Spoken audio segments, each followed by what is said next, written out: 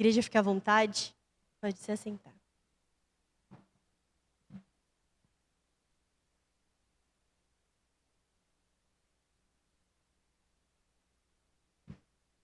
Quantos aqui tem medo de escuro? Bote a mão aí. Quem tem medo de escuro? Você não tem medo de escuro? Olha lá, tem um garotinho ali que tem. Quando eu era pequeno, eu tinha medo de escuro. Sabe o que eu fazia para curar o medo? Eu entrava debaixo da cama. Como se debaixo da cama também não fosse escuro.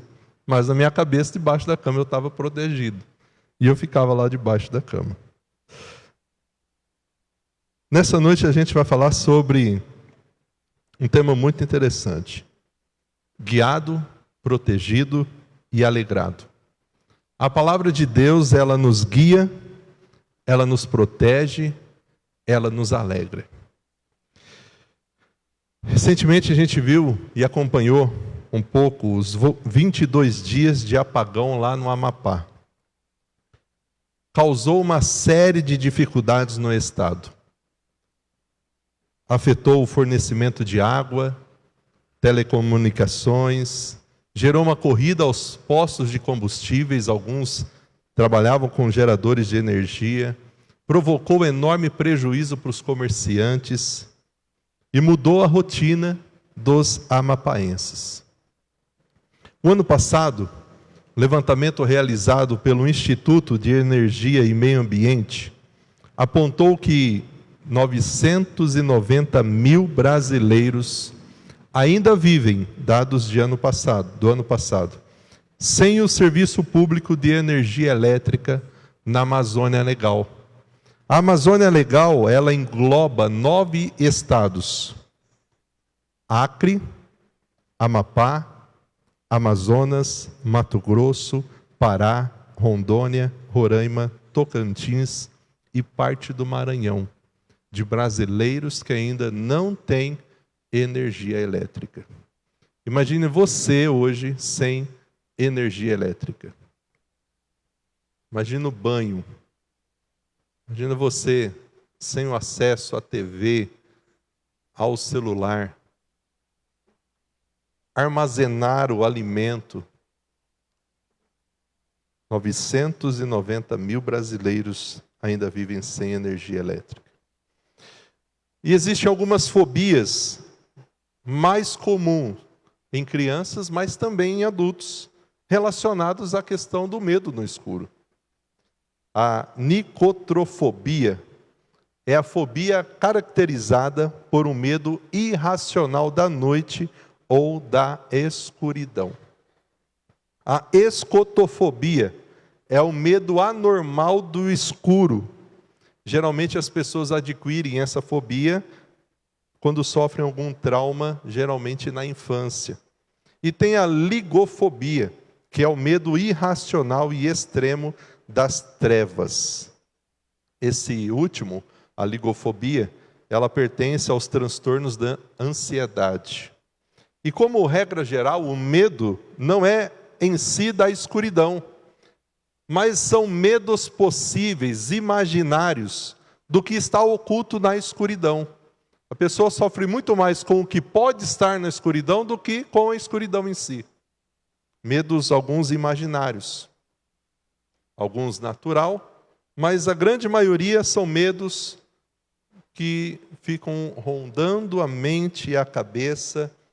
Mas diferente da falta de energia elétrica, da escuridão causada pela falta da energia elétrica, existem também hoje muitas pessoas que vivem numa escuridão espiritual, que estão vivendo nas trevas, que estão vivendo sem nenhuma luz. E se a gente pudesse resumir o que é trevas espirituais, a gente poderia usar o próprio texto onde Jesus, o próprio Jesus, nos dá a explicação. Eu vim como luz ao mundo, para que todo aquele que nele crê em mim, todo aquele que crê em mim, não permaneça nas trevas. Portanto, podemos concluir que uma pessoa que não reconhece Jesus como Senhor e Salvador pessoal, está ainda na escuridão espiritual em trevas. A questão é que ninguém, em sua sã consciência, gosta do escuro, gosta da falta de energia, gosta das trevas. Mas muitos estão vivendo na escuridão espiritual, assim como muitos brasileiros ainda vivendo sem esse recurso básico tão importante como a energia elétrica.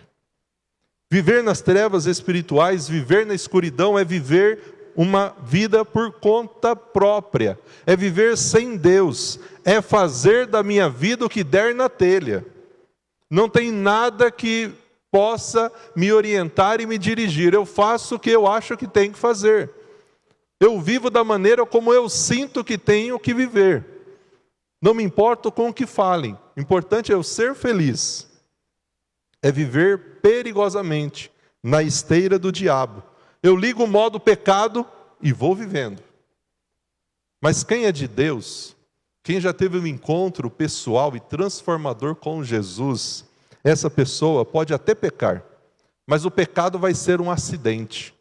O pecado na vida de um verdadeiro cristão, ele não é um esporte, mas é um acidente.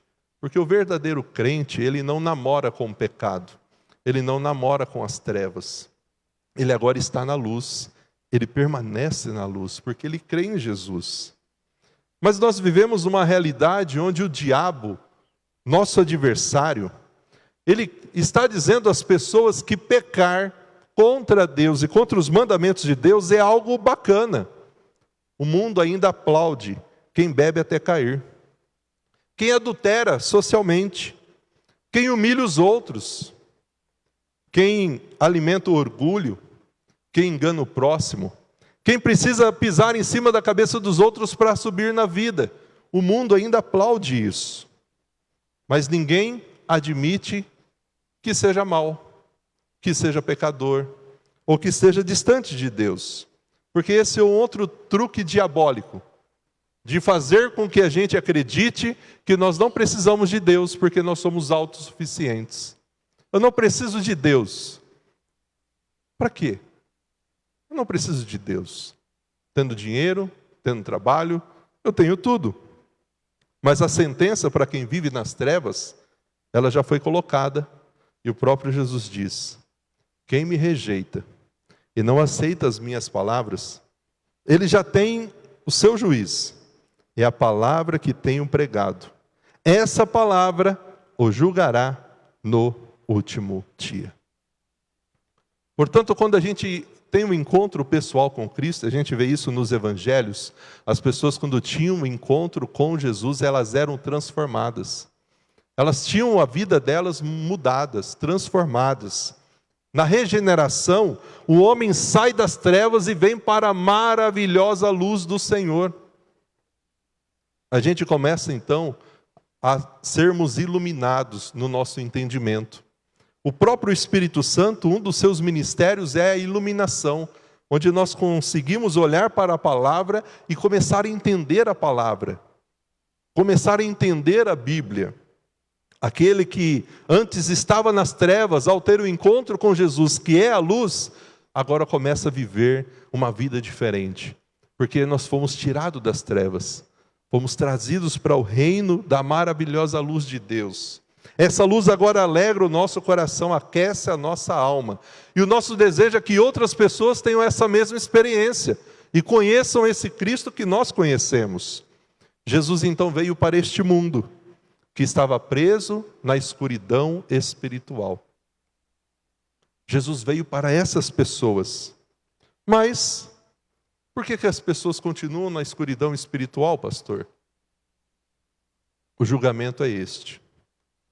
A luz, Jesus, veio ao mundo. Mas os homens amaram mais as trevas, em lugar da luz, pois as suas obras eram más. Os homens precisam da luz de Jesus. As pessoas precisam sair da escuridão espiritual. E como vão conseguir? O trecho que a gente vai ler hoje, do Salmo 119, vai mostrar isso. Esse trecho vai mostrar que a palavra de Deus, a Bíblia, ela nos guia. Ela nos guia na nossa caminhada. Esse é um versículo muito conhecido. É um dos mais conhecidos do Salmo 119. Tua palavra é lâmpada para os meus pés e luz para o meu caminho. A letra da música Maravilhosa Graça, uma parte dela diz assim: salvou um miserável como eu. Eu estava perdido, mas agora me encontrei. Eu estava cego, mas eu agora vejo. Quem fez isso foi Jesus, quando nós encontramos Ele e a sua maravilhosa luz. E aqui o salmista vai dizer: a tua palavra é lâmpada para os meus pés, luz para o meu caminho. A Bíblia, ela nos guia na nossa caminhada da vida. Em primeiro lugar, quando a gente olha esse versículo, a gente precisa lembrar o que era luz lá naquela época.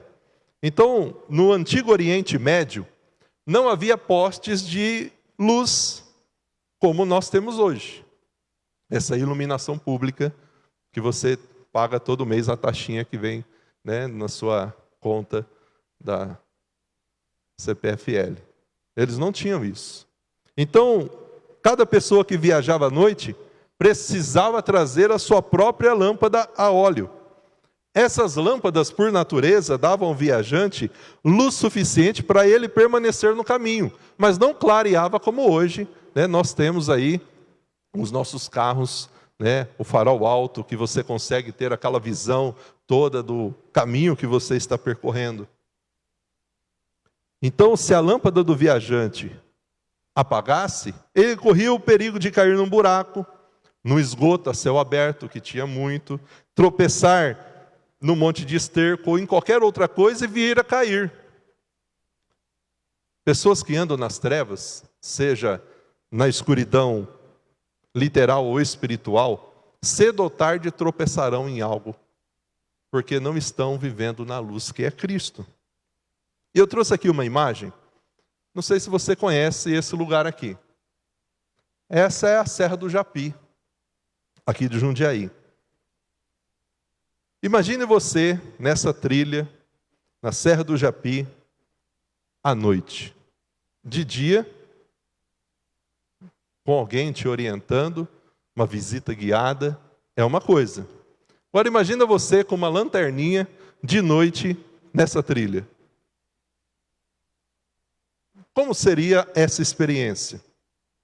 Na mata, onde fica difícil ver qualquer coisa. Se você tivesse a sua lanterna, você não ia conseguir ver a trilha toda, mas pelo menos o caminho onde você vai pisando, você conseguiria.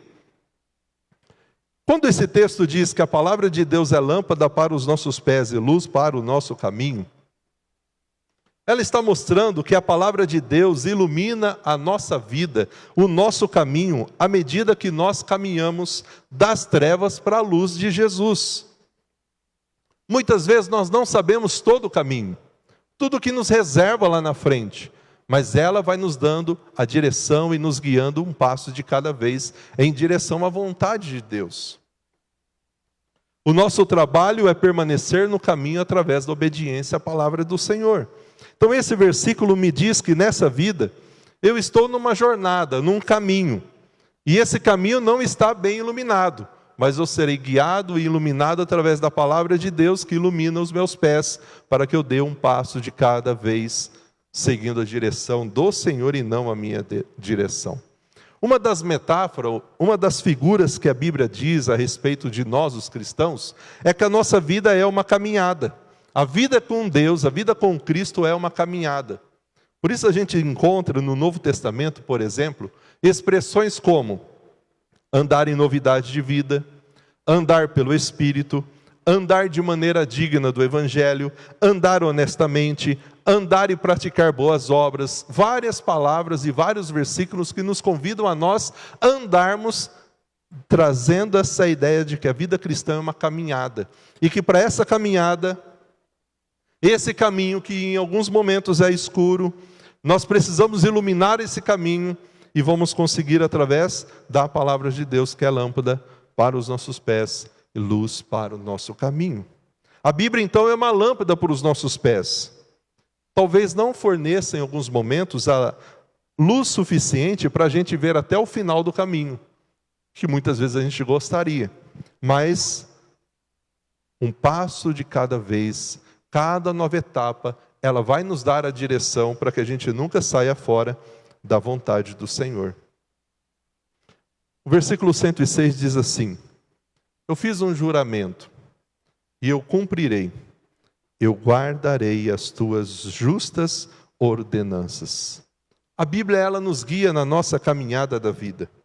A palavra de Deus, ela foi projetada para nos ajudar a saber qual passo dar a seguir. Ela foi projetada para nós termos orientação. Ela é nosso guia. Por isso, o salmista diz que ele fez um juramento.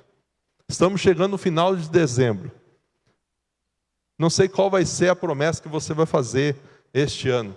Talvez algumas que você fez, né, de 2019 para 2020, você ainda não conseguiu realizar e colocar em prática. O juramento, o que ele tinha colocado como desafio no seu coração, não era emagrecer, não era ler mais a Bíblia, era simplesmente cumprir e guardar tudo aquilo que ele já conhecia da palavra de Deus.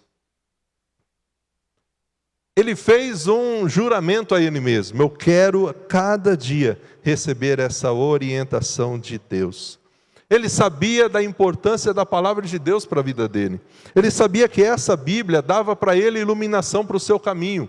E ele queria então cumprir, guardar essa palavra todos os dias da vida dele. Ele não queria confiar em si mesmo, na sua própria sabedoria, mas confiar na palavra de Deus. Ele mostra que ele era alguém apegado à palavra. Nós precisamos ser apegados à palavra de Deus, amar a palavra de Deus. Quando tomamos o firme fundamento, quando nós tomamos o propósito de obedecermos a palavra de Deus, a gente glorifica a Deus, a gente beneficia a nós mesmos e beneficiamos os outros, porque a nossa vida vai ser diferente. Nosso comportamento vai ser diferente. Então nós glorificamos a Deus em obedecer a sua palavra. Isso nos beneficia porque nós estamos nos enchendo da palavra de Deus, que é lâmpada, que é luz para o nosso caminho. E isso faz com que outras pessoas que estejam ao nosso redor também sejam abençoadas. Então ela nos guia em nossa caminhada. Mas a Bíblia também, ela nos orienta nas nossas fraquezas. Olha a declaração do salmista: eu estou muito angustiado, vivifica-me conforme a tua palavra, Senhor. Ele retorna, como em outros momentos, a um tema chamado de aflição. As dificuldades da vida. Ele também passava por isso. E ele diz aqui que estava aflito. E esse tema da aflição no livro dos Salmos, ele aparece muito. É por isso que o livro de Salmos nos ensina como orar, como louvar a Deus em qualquer situação da vida, principalmente no momento da aflição. E ele está dizendo: eu estou angustiado. E o que eu vou fazer diante da minha angústia? Vou pedir ao Senhor, vou orar ao Senhor, vou clamar ao Senhor. Tira de mim essa angústia? Não, Senhor, me vivifica, me ajude no meio dessa angústia. E várias vezes o salmista faz essa oração. Ele confia na palavra de Deus em Deus no meio da aflição. Pede para Deus o guiá-lo. O fato de nós sermos servos de Deus não nos isenta de passar por dificuldades, por dias difíceis. Nossa fé será provada. Por isso ele está dizendo: eu estou muito angustiado. Hoje nós vivemos uma tendência de muitas pessoas que estão promovendo uma religião cor-de-rosa. O que é a religião cor-de-rosa? É aquela norteada por algumas frases de efeito, como algumas que eu vou citar aqui. Pare de sofrer. Você não precisa sofrer mais. Um milagre espera por você. Basta você vir aqui na nossa igreja. Venha também você receber o seu milagre e ser feliz. Você não precisa sofrer mais. Mas em nenhum momento a gente vê a palavra de Deus e homens que viveram com Deus vivendo só uma vida de mar de rosas, sem dificuldades, sem tribulações e sem provações. Nós também passaremos por elas. E como nós vamos reagir Vamos imitar o pedido do salmista: Senhor, dá-me vida de acordo com a tua palavra. Senhor, que através da sua graça o Senhor me sustente nas provações da vida. Senhor, quando eu estiver fraco, que o Senhor me fortaleça através da sua palavra. É o que ele está dizendo: o Senhor vivifica. Essa vivificação divina é o melhor remédio para as aflições da nossa vida. O Deus vivo é o único capaz de pegar o ser humano que está desanimado e trazer para ele vida, renovo, restauração. O salmista pede para Deus agir de acordo com as promessas feitas. Não era sentimentos. Vivifica-me conforme a tua palavra. Senhor, esteja comigo. Sabe qual é a pior coisa que eu e você podemos fazer diante das aflições? É se afastar dos outros crentes. É se afastar da igreja. É se afastar de Deus. Essa é a pior coisa que você pode fazer. O que nós devemos fazer diante das aflições é nos aproximar cada dia mais de Deus, dos irmãos, da igreja, e pedir ao Senhor: Senhor, me vivifique. Porque a palavra de Deus, ela nos orienta nas nossas fraquezas. Versículo 108 diz que a Bíblia nos orienta em nossa adoração. O salmista agora sai da linguagem de aflição e vem para uma linguagem de adoração. E ele diz: Senhor, aceita as minhas ofertas voluntárias, as ofertas voluntárias dos meus lábios, ensina-me as tuas ordenanças. Ele reconheceu o valor da adoração, da proclamação da verdade. E ele agora está se colocando diante de Deus como um verdadeiro adorador, adorando ao Senhor com os seus lábios. Mesmo passando por um momento de aflição, agora ele está adorando a Deus, porque Deus o ajudou no momento difícil da vida.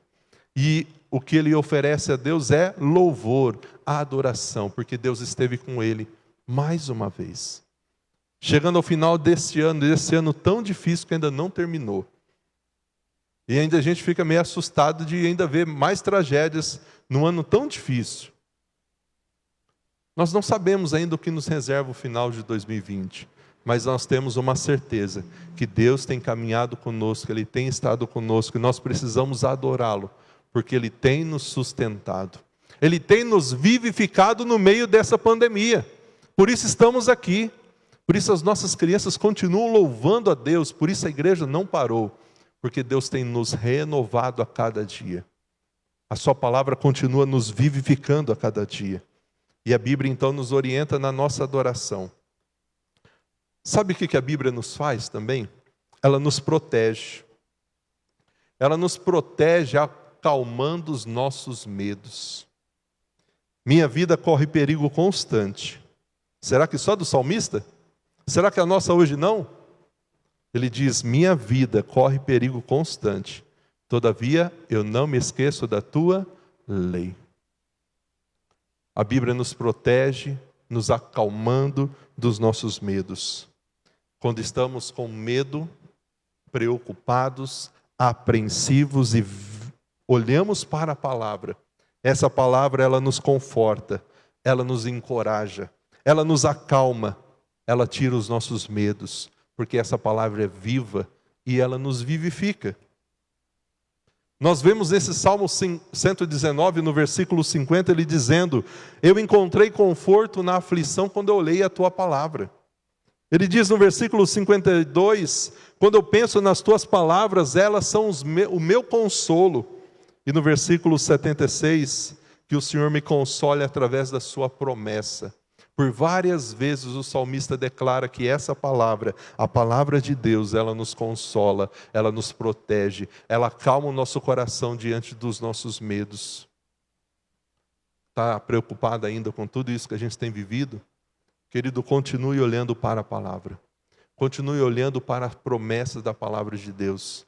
Continue olhando para aquilo que Deus nos falou através da palavra. Há uma grande discussão de quem foi o autor do Salmo 119. Mas vamos imaginar que tenha sido de fato Davi. Alguns falam que tenha sido Davi. Davi foi um homem que viveu fugindo em alguns momentos na sua vida. Se escondendo de caverna em caverna. Não tinha sossego nem de dia nem de noite. Imagine se fosse Davi dizendo: olha, minha vida corre perigo constante. Saul tenta me matar, meus filhos se levantam contra mim, todavia não me esqueço da tua lei. Assim também, cada dia para nós é mais um dia de desafios. E você não tem ideia de como Deus guarda e livra você de perigos, de tragédias e de tantas coisas que poderiam chegar até você e que Deus nos protege. Algumas ainda chegam, porque nós somos sujeitos e podemos passar.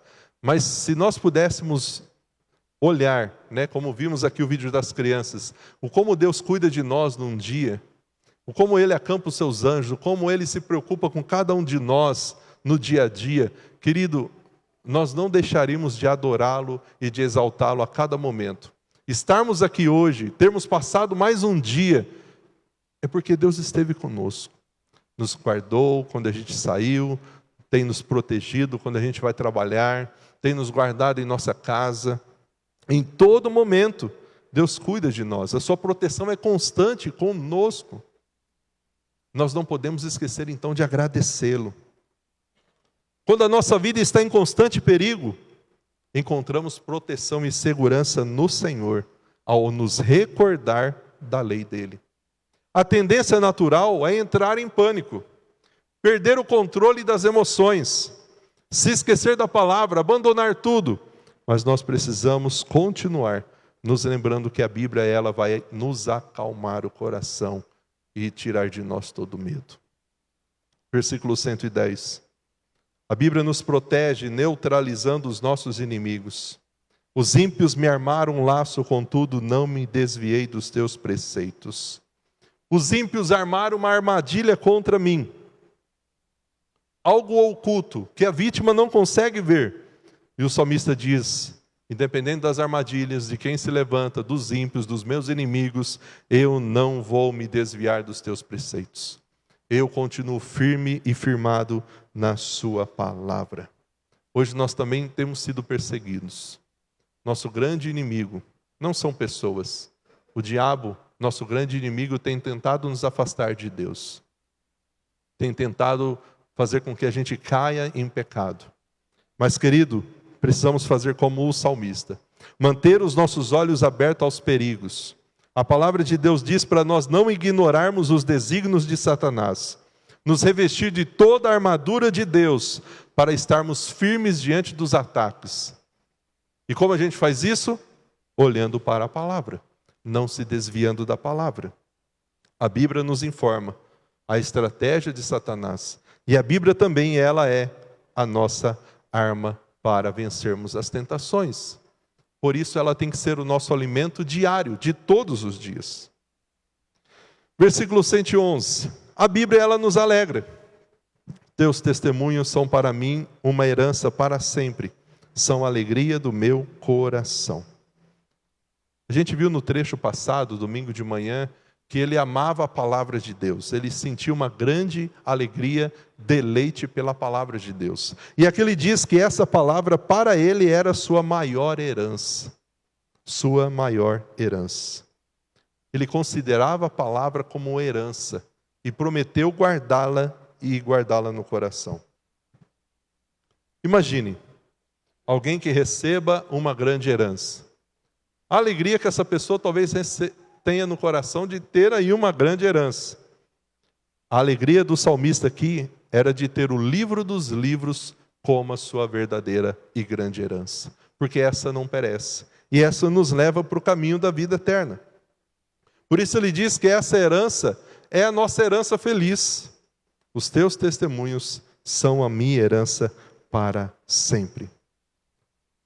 E sabendo que a Bíblia era uma herança para ele, ele faz o quê? Eu inclino meu coração para sempre, para cumprir os teus decretos até o fim. 1 João capítulo 5:3 diz: o amor de Deus ele está nisto, em guardarmos os seus mandamentos. E os mandamentos de Deus não são um peso. Nosso amor a Deus deve consistir nisso. Em termos o nosso coração inclinado para ouvir, aprender conhecer, colocar em prática e viver a palavra de Deus. Não só hoje, não só semana que vem, não só esse mês, mas até o fim. Até aquele dia em que nós nos encontrarmos com Jesus. Porque antes nós vivíamos numa escuridão espiritual, afastados de Deus nas trevas. Através de Jesus a gente conheceu a luz. Vivemos hoje na luz. Não amamos mais as trevas. Mas não parou por aí. Ele nos deixa a palavra para nos orientar. O salmista estava com seu coração inclinado para esta palavra, porque é essa palavra que nos fala das promessas de Deus. E uma das promessas é que nós estaremos um dia no céu com o Senhor, para todo sempre. E lá no céu, onde a nossa morada é eterna, onde de fato nós devemos pensar e ocupar os nossos pensamentos, lá não haverá pandemia. Não haverá o novo coronavírus, o velho coronavírus e seja lá o que for.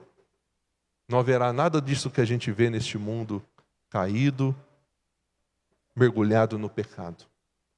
Portanto, o salmista estava inclinado a se relacionar com Deus, aqui e por toda a eternidade. Que essa seja a inclinação do nosso coração também. Em estarmos a cada dia inclinados a buscar a Deus e a sua palavra. Porque a palavra de Deus, ela nos guia, ela nos protege e ela nos alegra. E é ela que nós podemos ler todos os dias, para que o nosso coração seja cheio de esperança. Por isso, nessa noite, nós precisamos entender que, como salmista, precisamos ter a palavra de Deus como uma lâmpada. Precisamos nos apegar firmemente à palavra de Deus. Precisamos ser vivificados por Deus. E precisamos ser ensinados por Deus. E quando nós buscamos, nós encontramos. Encontramos essa luz, que agora é Jesus. Ele que é a nossa salvação. E a Ele inclinamos o nosso coração e a Ele nós nos rendemos. Porque Ele nos segura as mãos e diz: não temas, não temas. Vamos nos colocar em pé. Vamos declarar isso nessa noite. Vamos dizer: Senhor, obrigado. Obrigado porque o Senhor me mostra o caminho que eu devo seguir. O Senhor clareia o meu caminho. O Senhor me dá essa direção. Não me deixa no escuro. O Senhor me dá qual é o norte que eu preciso seguir. Por isso, Senhor, eu vou confiar. Nada vou temer. E quando passar por aflições, eu vou clamar: Senhor, vivifica-me. Vamos louvar o Senhor. Tu és a minha luz.